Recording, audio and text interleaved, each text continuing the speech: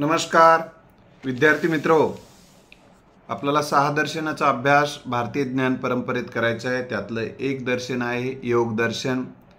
योग दर्शनामध्ये योगाचे वेगवेगळे प्रकार जरी असतील, योगाचा वेगवेगळ्या अभ्यासकांनी वेगवेगळ्या ऋषींनी विचार केला असेल, तरी आज आपण पतंजली ऋषीच्या योग सूत्रानुसार विचार करणार आहोत। त्यानुसारच आपल्या समोर मी हे विवेचन मांडणार आहे। तर या अगोदर आपण नियम हे अष्टांग योग सांगितलेलं आहे पतंजली ऋषीनं। त्या अष्टांग योगामध्ये अष्टांग योगाचं ध्येय तुम्हाला समाधीपर्यंत नेणं आहे, उन्नत अवस्थेपर्यंत नेणं आहे। तर या अनुषंगाने अतिशय सविस्तर विचार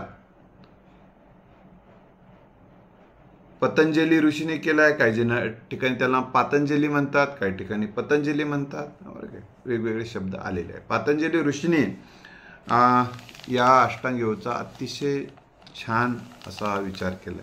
या अष्टांग योगाचा जो व्यक्ती अभ्यास करेल त्या व्यक्तीच्या जीवनामध्ये सुख, शांती, समाधान, आरोग्य लाभणार आहे, एकाग्रता प्रचंड लाभणार आहे। जे माणूस कुत्र पोळल्यासारखं जसं अस्वस्थ राहतो ना, ती अस्वस्थता कमी करण्याचा मार्ग हा अष्टांग योग आहे। याच्या अगोदर सुद्धा आपण या काही महत्त्वाच्या तत्वाबद्दल बघितलेलं आहे।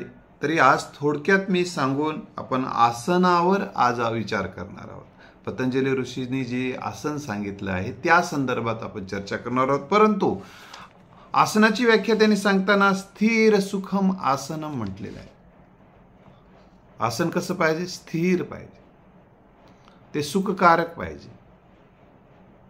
स्थिरता आणि सुखकारकता म्हणजेच आरामदायक ही प्राप्ती होण्यासाठी बऱ्याचदा आपल्याला 5 मिनिटं बसलं तरी म्हणजे चैन पडत नाही। अस्वस्थ अस्वस्थ अस्वस्थ अस्वस्थ ही अस्वस्थता, ही अस्थैर्यता आपल्यामध्ये जी आहे ती अस्थिरता दूर करण्याचं प्रथम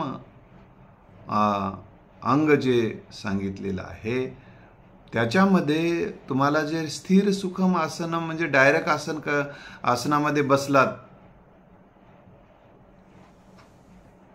म्हणजे तुम्हाला स्थैर्य लाभेल का? नाही। त्यासाठी अगोदरच्या 2 पायऱ्या जे त्यांनी सांगितलेल्या आहेत ते पायऱ्या समजून घेणं अतिशय गरजेचं आहे। ते जर पायऱ्या आपण समजून घेतल्या नाहीत, आपल्याला मुंबईला जायचे तर मुंबईला जाण्याच्या अगोदरच्या 2 स्टेशनला तुम्हाला पार करावे लागतील, तरच 3रं स्टेशन प्राप्त होईल ना, आणि मग मुंबईपर्यंत तुम्ही जाऊ शकाल। तर रस्त्यामध्ये 8 स्टेशन आहेत, तुम्ही डायरेक्ट म्हटलात नाही मी डायरेक्टच उडी मारतो आणि डायरेक्ट 3ऱ्याच स्टेशनवरून तिथूनच निघतो म्हणतात, तिथून प्रवास सुरू होत नाही। त्याचा प्रवास सुरू होतोय अष्टांग मार्गाचा एमामध्ये 5 तत्व आहेत। 1 अहिंसा, सत्य असते, ब्रह्मचर्य आणि अपरिग्रह। आता थोडक्यात सांगतो मी, याचा डिटेल माझा व्हिडिओ या अगोदर डिटेल आहे। त्याच्यात अहिंसेमध्ये काय? वैर त्याग आहे। अहिंसेचं तत्व काय? वैर त्याग। कारण वैर भावना असेल तर माणूस हिंसा करतो, आणि वैर भाव त्याग करणं हे अहिंसेचा उद्देश आहे, ध्येय आहे। मनामध्ये वैरभाव ठेवल्यानंतर माणूस मानसिक विकारी बनतो, मानसिक रुग्ण बनतो, मानसिक स्वस्थ राहू शकत नाही, वेगवेगळे मानसिक आजार होतात। मानसिक आजाराचा परिणाम म्हणून काय होते? शारीरिक आजार होतात। म्हणून वैर त्याग करणं अतिशय गरजेचं आहे, आणि मन वचन कर्माने कोणाचंही नुकसान होणार नाही याची काळजी घेणं म्हणजेच अहिंसा आहे। तर सत्य, मन वचन कर्माने खोटं काही न करणे, चुकीचं काही न करणे। असते म्हणजे काय? चोरी का भाव नहीं रखना, चोरी का भाव से अलग रहना। तर चोरीचा भाव सुद्धा मनात येऊ नये, कृती सुद्धा करू नये। मनानं, तनानं आणि भावनेनं सुद्धा. लक्षात आलं? मन वचन कर्म वाणीनं सुद्धा चोरी करू नये. ब्रह्मचर्य काय? ब्रह्मचर्य म्हणजे केवळ शारीरिक संबंध न ठेवणे एवढा ब्रह्मचर्याचा अर्थ नाहीये. शारीरिक संबंधच ठेवायचे नाही म्हटल्यानंतर ह्या सृष्टीची उत्पत्तीच थांबून जाईल ना, असं नसते ते. तर ते अपेक्षित तिथं त्याचा मतितार्थ असा आहे की तुमचे जे काही मन आहे, वचन आहे, कर्म आहे, याच्या माध्यमातून संयम ठेवणं, संयमाने जे काही अत्यावश्यक बाबी आहेत त्याच करणं आणि असंयमित होऊन जगणं हे ब्रह्मचर्याचं पालन करणं नाही. तर संयमानं जीवन जगणं याच्यामध्ये अपेक्षा आहे. इंद्रिय नियमन, इंद्रियावर नियंत्रण ठेवून जगता येणं हे इथं ब्रह्मचर्यामध्ये अपेक्षित आहे, हे लक्षात ठेवा. तर या दुसरी महत्वाची गोष्ट आहे, हे शारीरिक हे संसारिक जीवनासाठी या गोष्टी आवश्यक आहे, लक्षात ठेवा. या अर्थानं दुसरी गोष्ट अपरिग्रह. अपरिग्रहाचा अर्थ आहे की जरूरत से ज्यादा अपने साथ नहीं रखना, अपने घर में नहीं रखना. लक्षात आलं? अपरिग्रह म्हणजे काय? संपत्ती आहे तुमची, जो भोग आहे, धन आहे, सामुग्री आहे, हे आवश्यक तेवढी प्राप्त करणं, आवश्यक तेवढं ठेवणं जवळ, ह्या गोष्टी अपरिग्रहमध्ये येतात. परिग्रह म्हणजे काय? भोग, संपत्ती, धन, यावर तुमचं नियंत्रण नाही. किती पण मला मला मला मला असं मला मला केलात तुम्ही सातत्यानं, हावरटपणा एवढा आहे की यानं बाजूला टीव्ही आणला लाखाचा की यानं रात्रभर झोपच ना, उद्या कर्ज काढते पण आणतेच, कारण बायको झोपू दे याला. ही हावरटवरती जी आहे, ही हावरटवरतीचा त्याग करण्यासाठी आपल्याला अपरिग्रह हे तत्व पालन करणं अतिशय गरजेचं आहे. दुसरी गोष्ट, त्याचे 5 नियम झाले. तसं आता 5 नियम आहे. पहिला नियम काय? सोच. कारण हे मी का सांगतोय, हे जर तुम्ही केलं नाही, आसन स्थिर सुखम आसनम हे ध्येय साध्य होणारच नाही. तुमचं स्थैर्य प्राप्त होणारच नाही माणसाला, कोणालाही. माणसाला म्हणायलो, व्यक्तीला बोलायला नाही, एका व्यक्तीला मी, कोणाला, माणसाविषयी. तर शौच मध्ये काय? शौच मध्ये शुद्धी. ही शुद्धी कशा कशाची आहे? वाणीची शुद्धी आहे, कर्माची शुद्धी आहे, आणि मनाची शुद्धी आहे, भावनाची शुद्धी आहे, विचाराची शुद्धी आहे, तन मन या सगळ्यांची शुद्धी अपेक्षित आहे. अंतर्बाह्य शुद्ध होणं हे यासाठी आवश्यक आहे. जोपर्यंत आपण शुद्ध नाही आहोत अंतर्बाह्य, तर स्थिर राहू शकणार नाही ना, संतोष प्राप्त करू शकणार नाही. शुद्ध नसेल तर संतोष कसा, समाधान माणूस राहू शकणार नाही. मळमळ करते मनामध्ये, मळमळ.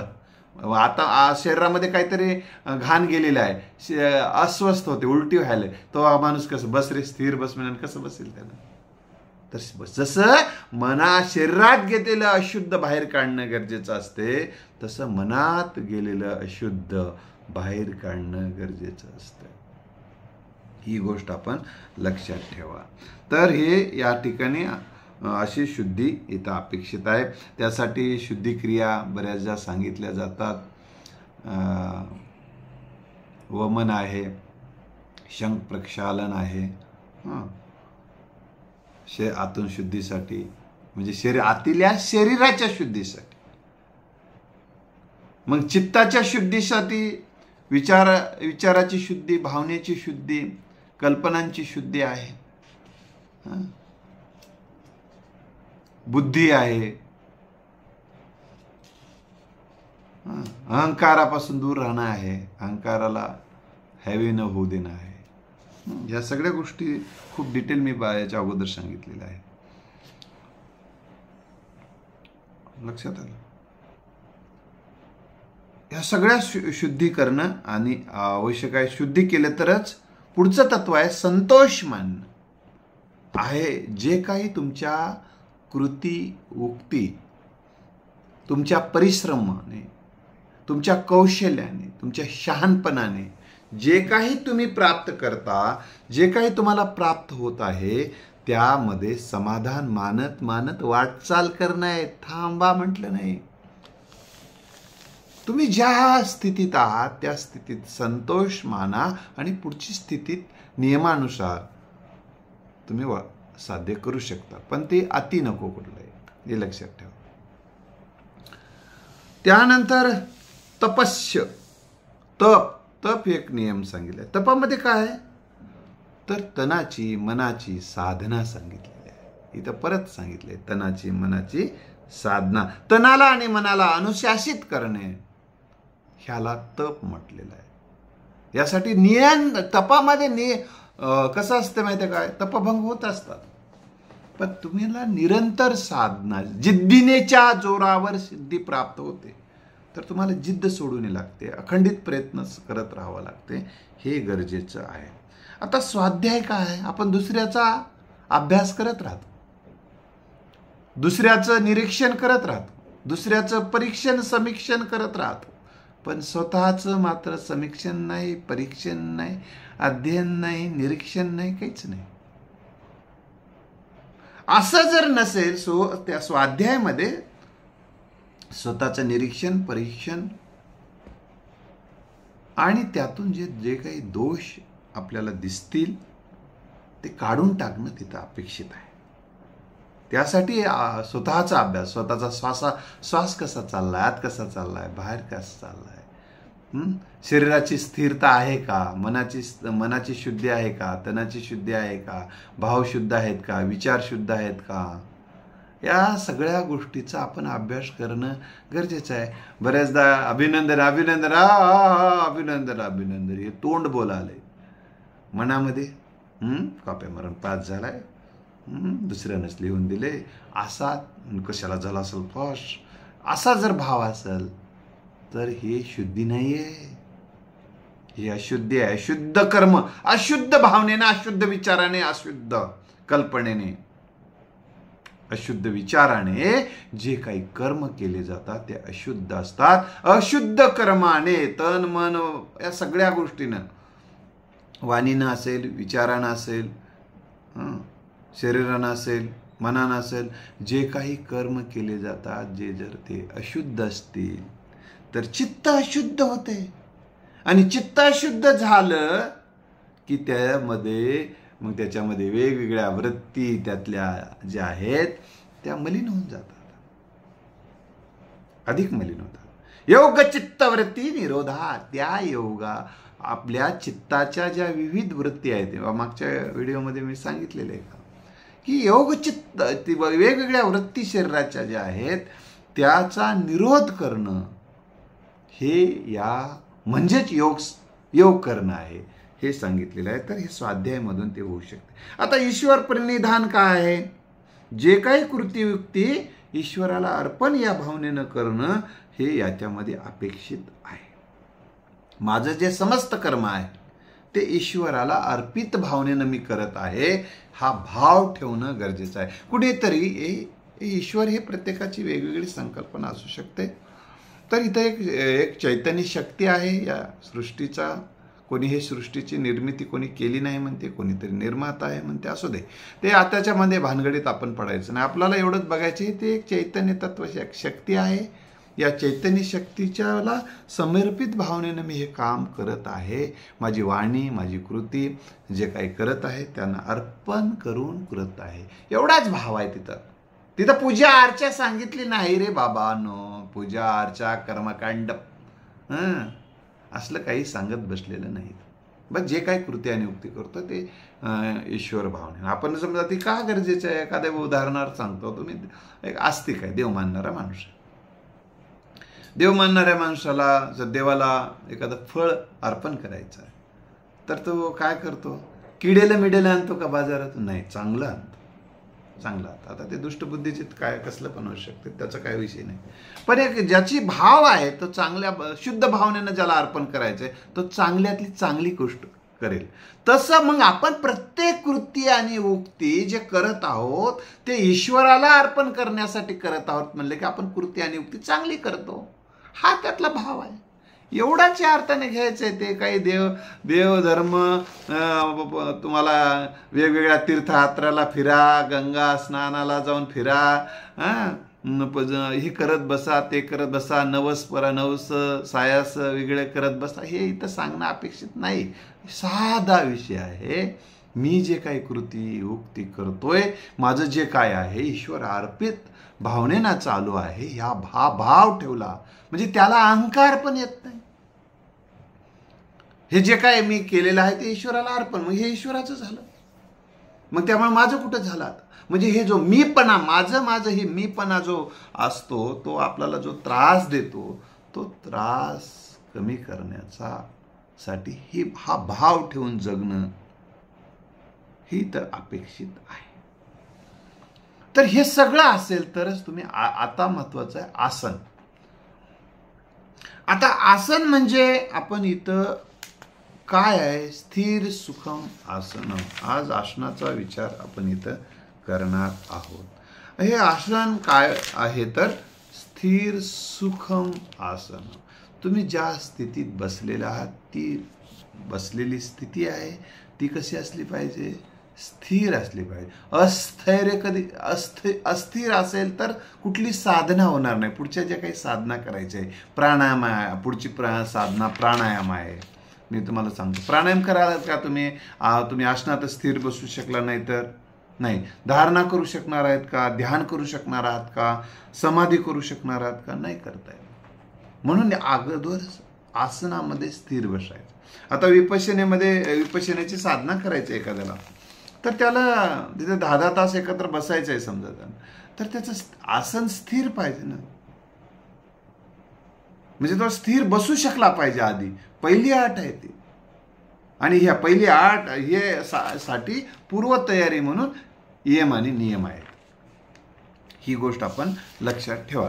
त्यानंतर आता त्याच्यामध्ये आसनामध्ये काय, आसनामध्ये तुम्हाला इथं जे सांगितलेलं आहे पहा, आपल्याला वेगवेगळे आसनं सांगितलेले आहेत. इथं नाही तर शरीरामध्ये वेगवेगळ्या संवेदना उठतात, वेगवेगळे भाव तयार होतात, वेगवेगळे विचार तयार होतात, वेगवेगळ्या कल्पना येतात. मग माणूस काय करतो? एखादा विचार भयानक मनात आला, ध्यानाला बसलाय, मनात एखादा भयानक विचार आला, तो अस्थिर होऊन जातो. लक्षात आलं का? अस्थिर होऊ शकतो. एका मोहाचा विचार आलेला आहे, एखाद्याला भेटण्याचा विचार मनात उद्भवला, अभ्यास सोडून देऊन पळतो तो. म्हणून त्याला हे मोह दूर झाले पाहिजे तर स्थिर बसेल ना तो.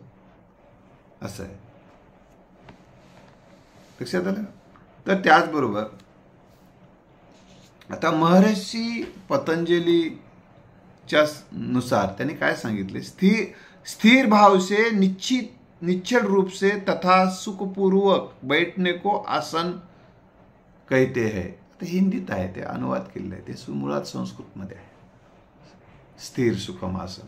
आता त्यांना मराठीत कोणी सांगितलं, हिंदीत सांगितलं, इंग्रजीत सांगितलं, वेगवेगळ्या अनेक भाषेमध्ये हे गेलेलं आहे. त्याच्यामध्ये स्थिर भाव लक्षात ठेवा आणि सुखपूर्ण बसणं इथं अपेक्षित आहे. आता या ठिकाणी जे आसनं वेगवेगळे जे सांगण्यात आलेले आहेत ते कोणी भगवान शिवानी 84 आसनं सांगितले म्हणतात. कोणी हठयोगामध्ये हठयोगाचे आचार्य स्वामी स्वात्माराम यांनी हठयोगामध्ये हे आसनं जे आपण आसनं करतो ना ते सांगितलेलं आहे. महर्षी घेरंड यांनी घेरंड संहितेमध्ये हे आसनं वेगवेगळे सांगितलेलं आहे. आपल्याला त्या आसनांचा, पतंजलीच्या ऋषीच्या आसनाचा इथे विचार करायचा नाही. तर इथला जो आहे स्थिर सुखम आसनम, म्हणजे न हलता न डुलता जो व्यक्ती जो आसन एखाद्या प्राणायामाला बसलाय, ध्यानाला बसलाय, तर तो न हलता डुलता जर प्राणायाम करत असेल, आता उदाहरणार्थ बसलाय आणि प्राणायाम स्थिर बसून करत आहे, त्यानंतर ध्यानात बसलेला आहे, जे काही अभ्यास चालू आहे त्याच्यामध्ये ही अपेक्षित आहे. त्यामुळे या अभ्यासाबद्दल शरीर की वह स्थिती है जिसमें शरीर बिना हिले डुले असं एका ठिकाणी सांगण्यात आले. म्हणून हे स्थिर, ही अस्थैर्य, बऱ्याचदा आपल्याला मनामध्ये अस्थैर्य असेल, भावनेत अस्थैर्य असेल, कल्पनेत अस्थैर्य असेल, विचारात अस्थैर्य असेल, बुद्धीत अस्थैर्य असेल, चित्तामध्ये जे वेगवेगळे भाव तरंग उमटत असतील, तर हे साध्य होत नाही. त्यामुळे हे साध्य होण्यासाठी 2 पुढचे नियमाचा अभ्यास करून आपण आसनांचा अभ्यास करायचा. आता तुम्हाला मग बसत राहावं लागेल. कारण काय होते माहिती आहे काय, तुम्ही बसत राहिला. आता मी विपश्यनेच्या साधनेला गेलो होतो, तिथं सुरुवातीचे काय एकदा दिवशी बसायला कंटाळा येते, मन लागत नाही किंवा शरीर साथ देत नाही, दुखते. हे हळूहळू तुम्ही ज्या दुखण्याकडे पाहत गेलात, तर तुम्हाला त्यानंतर ते दुखणं हळूहळू थांबायला लागते. म्हणजे असाध्य ते साध्य करिता सायास कारण अभ्यास तुका म्हणे. तुकोबारायांनी सुद्धा सांगितले, असाध्य वाटणारी गोष्ट सुद्धा अभ्यासानं साध्य होऊ शकते. म्हणून तुम्ही त्या आसनात बसण्याचा दररोज प्रयास केला तर तुम्ही त्यातून हे करू शकता. पण योगसूत्रामध्ये हे जे आपल्याला वेगवेगळे आसनं शिकवले जातात, कोणकोणते आसनं आहेत ते इथं वेगवेगळे हलासन आहे, अर्धा हलासन आहे, सर्वांगासन आहे, विपरीत कर्मी आसन आहे, पवनमुक्त आसन आहे, नौकासन आहे, वेगवेगळ्या मुद्रा आहेत,